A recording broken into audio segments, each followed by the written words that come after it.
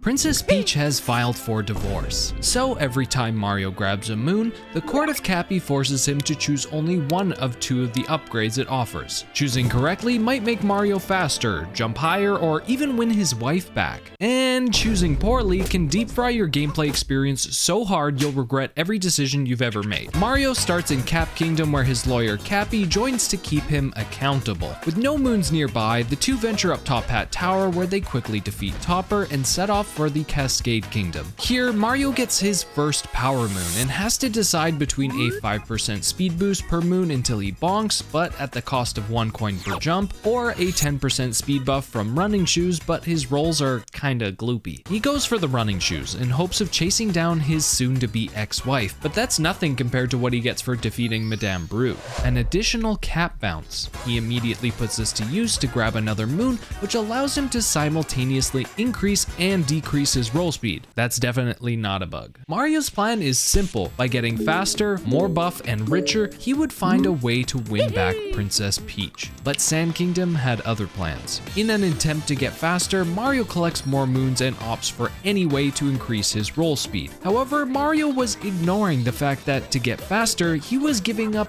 every bone and muscle in his legs to attain this faster pace. Luckily, Cappy helps make up for his small jump height with multiple cap bounces, but the increases in dive speed are now making them hard to line up as Mario overshoots the jump. To compensate, the duo go the opposite direction by clipping into the ground and obtain a forbidden moon. The moon inside the treasure room contains our first tier 2 card with the ability Bezos Blast, and if there's anything I know about power moons, it's that you never skip on Bezos Blast. This gives Mario a massive roll speed buff at the cost of 5 coins per second, meaning he can collect a bunch more moons, but I am already struggling with the lack of jump height. I can't even capture this cactus. After grabbing the remaining moons, Mario and Cappy head off in the Odyssey, discuss custody of the Toads, and arrive in Lake Kingdom. With more than 20 moons, higher tier cards are more likely to appear, such as 20% movement speed with the "Hi there, I'm Small Ant 1" nerf, which prevents you from jumping if there's a 1 in your coin count. I also forgot to mention that the timer next to a perk means it runs out after collecting that many moons, which unfortunately means, oh no, Bezos Blast wore off. Tragic. But as I made my way to the Rango fight, I realized Bezos Blast actually held a far more sinister secret. I can't even jump. I can't jump because I have 100 coins. You see, when I selected the perk back in Sand Kingdom, I also gained the nerf paywall, which takes 50 coins when I touch a checkpoint. Oh god. And as I approached the battle, I had 215 coins, meaning I could just die once or collect 5 coins to get rid of this issue. That is toxic. However, hitting the checkpoint meant I needed like 50 coins or to die like 6 times. We got him, boys. We got his ass. Then I couldn't even grab the moon. Like, look at this. I can't even, like... Wait, he kind of gritties. This is the true power of Small Ant 1. Okay, we got it. While on their way to the next kingdom, Mario reflected on his choices up to this point. While his tiny legs could move him much faster, was it really worth barely being able to get off the ground? And what would Peach think? But Cappy pushed Mario on, with the first stop being buying a moon from the shop because I will get rid of 100 coins and I can jump again. Unfortunately, Mario still relies on Cappy to gain most of his height, but often that wasn't even enough. I can't jump because I got a 1 in my damn coin count again. Eventually, the duo got the moon, and while the moon shoes were tempting, decreasing jump height with coin count was far too big of a drawback. Mario struggles to collect a few more moons along with some perks, but made a terrifying discovery where the Brutals were waiting for him. Spewert was very hard. What? Where's my cap bounce? Did I get a nerf that disables cap bounce? The cap bounce was there, but Mario's build had slowly been decreasing his speed, meaning he can't reach his cap when diving, and that was a disaster. Why? Jump on his head. How do I? Shit. The camera's turning by itself? I can't cap bounce because I'm too slow. Oh, I have times 10 minus jump height.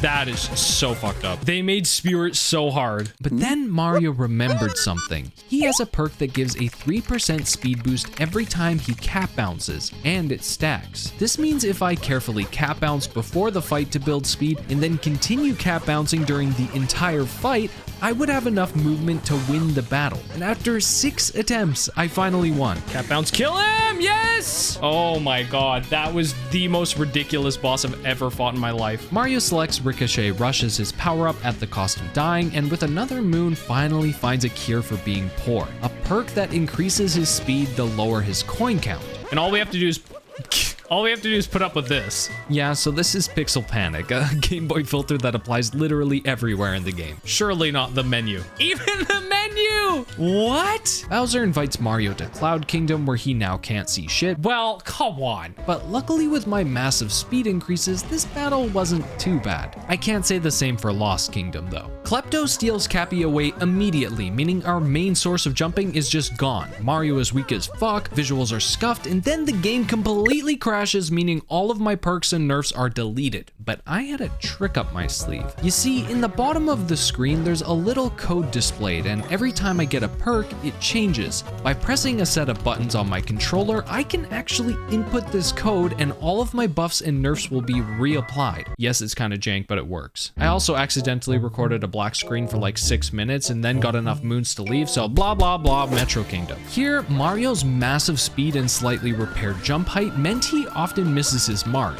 No.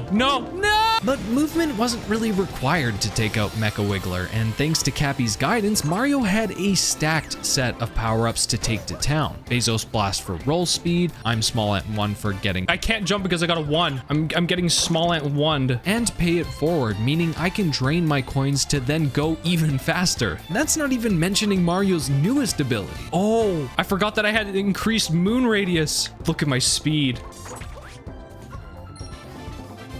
I got that moon without even brown pounding. I literally just jumped over and stole it. Then Mario gets the literally cheating perk, which just doubles moon collection for a bit. Despite the rough start to his journey, Mario was feeling less and less like a lonely ex-husband and more like an ambitious bachelor. To put it simply, he was at the top of his game. Look at the FOV. It makes this place look tiny. Yes. Oh my god, I can't even see what's going on. With a new perspective on his surroundings, Mario set course for Snow Kingdom, where finding Captain Toad was super easy now. But as he collected more moons, he was developing the opposite problem of earlier. His legs were extremely buff, but they could no longer move quickly. Despite Rango being annoying as f***, it was pretty cool seeing all of the Shiveria sub-areas in wide angle. Except for this one with the Goombas, because I couldn't even jump across this gap to get the story moon due to my slow speed. Eventually, I did manage to get a cap bounce across, refuse Cappy's offer of divorce, and wound up in Seaside Kingdom. Here, my extra jump height works decent enough to get the basic any % moons, and most other moons can be collected while in a Cheep Cheep. But before leaving, I did get Fox Zoomies, one of my favorite perks that makes Mario smaller and faster, and apparently fluffier. Unsurprisingly, Cappy didn't appreciate Mario refusing his divorce offer, and so he made Mario ride outside the Odyssey for the next trip. Mario, no! Mario's left behind. Wait, he's floating. Even in Luncheon Kingdom, after defeating Spewart, Cappy refused to even let Mario in on celebrating power moves. Mario was once again feeling down, like he didn't have anyone to turn to, so he decided to work on himself, increasing movement speed, Game Boy filter, 10 times the moon get radius, collecting moons from afar, falling to his death, and generally just barely being able to see anything. Mario was cooking, and what I mean by that is he chooses to add Bezos Blast and the 120 FOV debuff on top of his already broken visuals. Wait, it's actually almost better. I am 5 pixels. He got the final moons, set off in the Odyssey, and then stopped at Ruin Kingdom to battle a dragon, and I mean, just look at this spectacle. I'm not sure I even need to explain further, but I'm going to. This was extremely difficult, and then when I finally beat this stupid reptile, my game crashed again. Yeah!